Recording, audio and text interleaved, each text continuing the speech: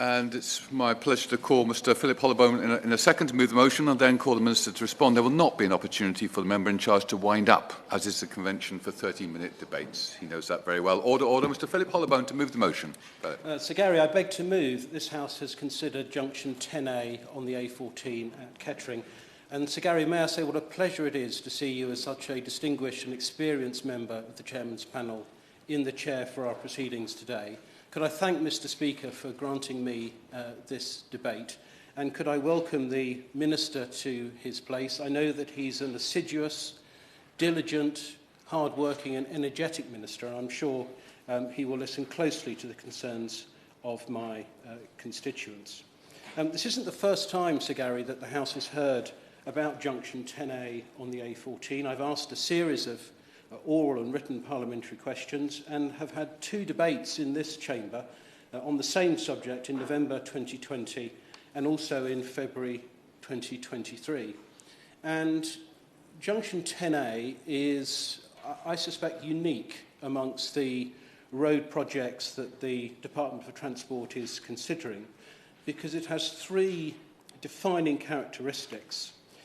Originally, it was a scheme that was in the Road Investment Strategy 1 for the period 2015 to 2020 and has now been resubmitted for RIS 3.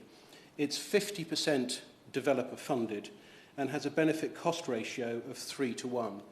These are all impressive and unique characteristics that make this scheme distinct.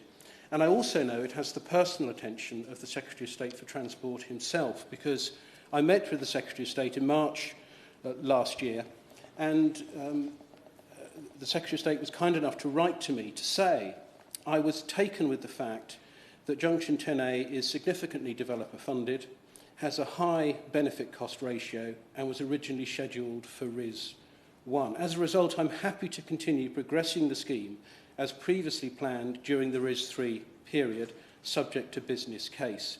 I also agree with your suggestion that National Highways and DFT officials should cooperate intensively with the local planning authority and the developer to progress the scheme as quickly as possible. And given the many items that the Secretary of State has to deal with every day, I'm pleased that he's personally taken an interest in this scheme. And I also know that the Minister knows Kettering. He was kind enough to visit Kettering in summer 2022 to support our local older persons fair in the Cornmarket Hall in Kettering in his previous guise as pension minister, when we were part of the drive to encourage pensioners to take up pension credit. So I thank the Minister for his interest and already having visited Kettering. Now, Sir Gary, Junction 10A doesn't actually exist. At the moment, it's just a blob on a DFT map. But it is a junction that local residents very much need if Kettering, Barton Seagrave, Burton Latimer and Cranford are not to grind to a halt because of all the traffic generated by the new house building taking place locally. In short, Junction 10A is absolutely critical roads infrastructure. Originally, it was set to cost £40 million. Probably this is now nearer to 60 million or even more, with financial contributions split between the DFT and the developer, and it's required to deliver phase 2 of the Hanwood Park development, which in government planning terms is designated as a garden community, which will comprise an eventual 5,500 dwellings and employment land covering 328 hectares to the east of Kettering. Now, Sir Gary, local land values will not allow the development of the junction to be funded without government intervention, so public funding is required. Now, in line with planning conditions, Junction 10A must be in place by the time between half and 2/3 of the dwellings on this development are occupied. Now, just under 1,400 dwellings are already occupied, and the developer's current housing trajectory shows that the dwellings trigger for Junction 10A will be reached sometime in 2026 or 2027. There is therefore a significant risk that this development will grind to a halt in 3 or 4 years' time without the new junction. And so my ask of His Majesty's Government today and of the Roads Minister is for a firm commitment to include Junction 10A in the DfT's Road Investment Strategy 3, which is the programme for major road programmes in the period 2025 to 2030. Junction 10A is already in the pipeline for RIS3, but what we now need is a definite funding commitment to include it. Now, continuing the sustainable rollout of the Hanwood Park development can happen with confidence only if there is this definite government commitment to this junction and a tangible government commitment to the funding. What we are talking about is the need for joined-up government. If His Majesty's Government is to get anywhere near their objective of 300,000 new dwellings built each year in England, they need to ensure that the requisite roads infrastructure is in place. Funding Junction 10A and enabling Hanwood Park to continue being developed beyond 2026-27 will be a key test of this dovetailed government housing and road strategy. Now, I know that the DfT already recognises the importance of the junction because funding for the new junction was originally included in RIS1 for the period 2015 to 2020. The slow housing development rollout amid the national economic conditions at the time meant that the programme was not activated then. But housing development on site is now proceeding at pace, up to 400 new dwellings a year, and the funding commitment is now required. Now, importantly, Sir Gary, the Hanwood Park development is the fourth largest sustainable urban extension in the whole country. It is one of the nation's flagship housing extensions and sits within the strategic Oxford to Cambridge planning arc. For local people, the Hanwood Park development is the equivalent of bolting onto the town of Kettering itself, another town the size of Desborough. We have to ensure that the homes built on the development form a vital, livable community and do not simply become one big, soulless housing estate. To make that happen, we must ensure not only that the infrastructure is in place to serve those new dwellings, but that there is no adverse impact on the quality of life of existing residents in other parts of Kettering, Barton Seagrave, Burton Latimer and Cranford.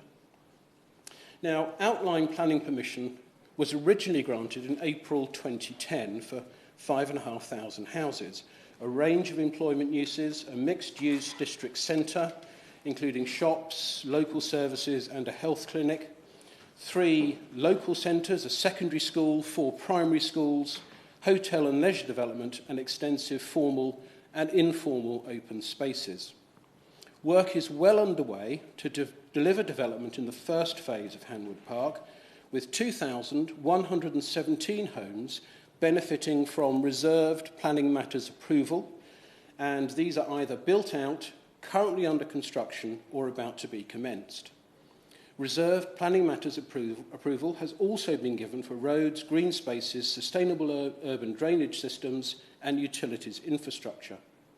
Hayfield Cross Church of England Primary School, the first school on the site, is fully operational and serves the needs of Hanwood Park and the surrounding area. A free school bid has been successful for the delivery of the secondary school.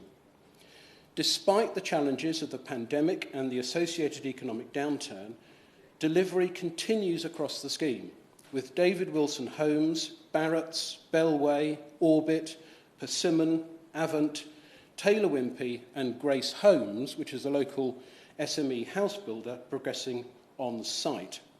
As of early December 2023, around 1,126 dwellings were occupied, with a further 300 under construction. Now, this includes the successful delivery of more than 20% affordable housing, which meets a key requirement of local housing needs, as well as more recently adapting to changes in the energy system, with the latest developer at Hanwood Park, Grace Homes, delivering 100% electrically heated and powered homes, which are well insulated and using heat pumps instead of the introduction of the Future Homes standard. Further confidence has been expressed in Hanwood Park, including proposed investment in non-residential facilities, including for a health centre and an anchor food store. These investments will be subject to receipt of planning permission, which in turn requires progress to be made on the Junction 10A road scheme. The fact that such investment has been made in effect conditional on securing the junction improvement, places an increased focus on the RIS3 programme and demonstrates again the strong fundamentals in place at Hanwood Park and the additional benefits that this RIS3 investment will bring. Hanwood Park is also proposed as the site of a much-needed mixed-sex secondary school, and which His Majesty's Government has done much to support. The delivery of this school is also, in practical terms, contingent upon the junction project being committed to. Now, the rate of delivery during the past few years, including throughout the pandemic, has at times reached an impressive 400 units a year. This, against a backdrop of mixed performance elsewhere in the country, demonstrates the significant and substantial contribution Kettering can make to the UK's growth prospects. Now, a new outline planning application has been submitted for the remaining 3,383 dwellings, as well as the remaining schools, formal and informal open spaces, district and local centres, a hotel and employment. The application has reached an advanced stage, with Northamptonshire Council's Planning Committee targeting this spring, in a few months' time, for a decision on this application. But certainty around Junction 10A is critical to the scheme. Now, the development of Hanwood Park forms a key component of housing to be delivered in North Northamptonshire and Kettering in the adopted North Northamptonshire Joint Core Strategy 2011 to 2031. Housing growth will be in parallel to the delivery of employment land and other uses. The development as a whole is estimated to create an amazing 8,100 new local jobs. Without a government commitment to Junction 10A, 2,000 new homes, including 400 affordable ones, will simply not be delivered. And without Junction 10A, there would be significant and unacceptable traffic congestion at the existing Junction 10 roundabout and elsewhere, as well as untenable residential amenity issues caused by large vehicles accessing the employment uses located in the southeastern area of the new development. And it means that this traffic would be forced to travel through the new residential areas. In addition to the continued housing delivery, the new junction will also unlock employment land, which is key for local sustainable growth. The new junction is essential to enabling the delivery of some 10 hectares of employment land, which is in the southeastern quadrant of the development. The market delivery of these employment sites would be extremely challenging and may not be possible without Junction 10A. The same position is true of land situated in and around Junction 10A. There is therefore a significant risk that the development as a whole will grind to a halt. Thousands of jobs could be at risk, and further homes simply will not be built. 2026 at the moment remains the target date for the delivery of Junction 10A in line with the DfT's RIS3 programme. But this requires detailed planning approval to be achieved and procurement to commence concurrently. This can only happen if there is confidence in the government's commitment to Junction 10A and a tangible commitment to RIS3 funding. Hanwood Park is now facing the unwelcome prospect of beginning to halt the development in the next 2 years unless there is clear and unambiguous confidence in the ongoing support for the project. This challenge will increasingly become the question of supply rather than demand, as there are a little over 700 homes left to construct and occupy. Against this backdrop, local residents on site are becoming increasingly frustrated by the lack of delivery of further amenities and facilities, which is now leading to more journeys by car to alternative locations to meet basic needs, and undermines the principle of the original Sustainable Urban Extension programme.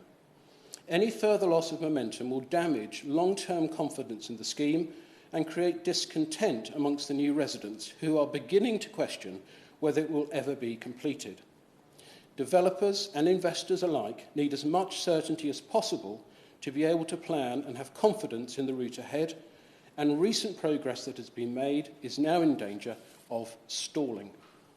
Now, I know that National Highways is progressing Junction 10A through its approval processes, and they are considering the part funding solution for the new junction.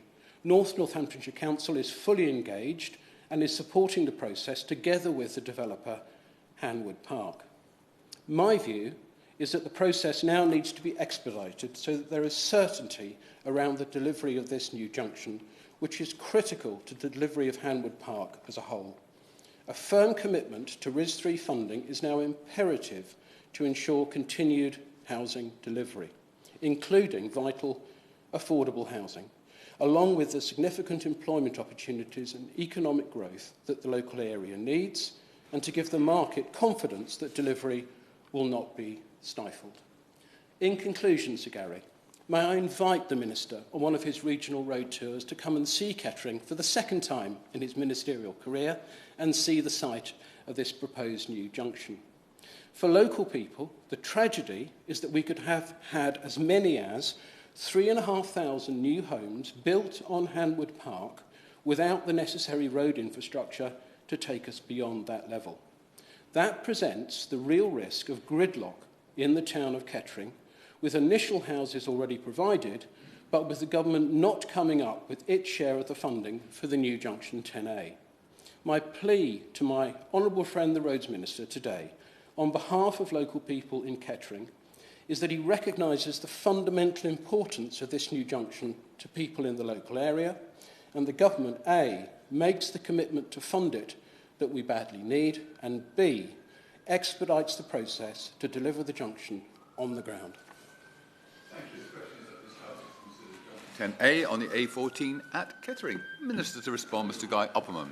Well, Sir Gary, what a pleasure and a joy it is to serve under your chairmanship, and can I put on my record my thanks for your work in the House of Commons and our sadness that you are departing. It is a massive shoes that will be requiring filling.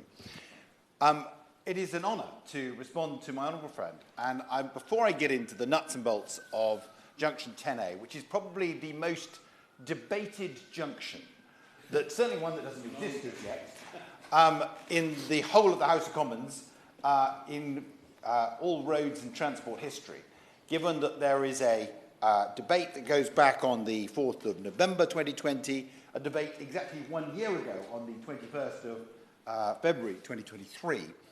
But can I just thank him, because he is a fantastic campaigner, and every single member of Parliament looks up to him for the work that he does on behalf of his constituents in circumstances where he is nothing if not determined, he is nothing if not persistent, and he is a worthy local champion for the fine town of Kettering, which he is right.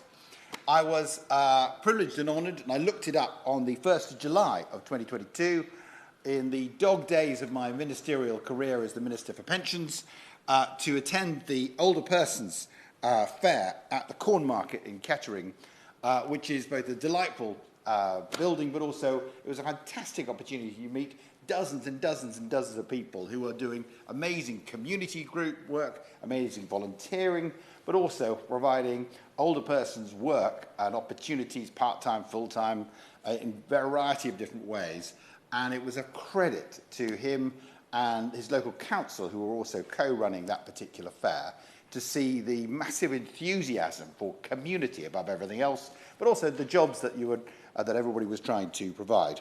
I then enjoyed a particularly fine lunch at 27 Crown Street, where I was talking about all matters, older workers, pensions and the like, and was only slightly taken aback when someone said, "You really do look too fat to be a steeplechase jockey." That is something that one has to bear when one is a long way off racing weight, but such is life. Now, to the nuts and bolts of today. As my honourable friend is utterly aware, the A14 is effectively a modern-day Watling Street. It is the key junction, key connection between so much across the country, and it is an integral part of the road network, and it is utterly key to his constituency of Kettering. I totally get that. That point is utterly well made.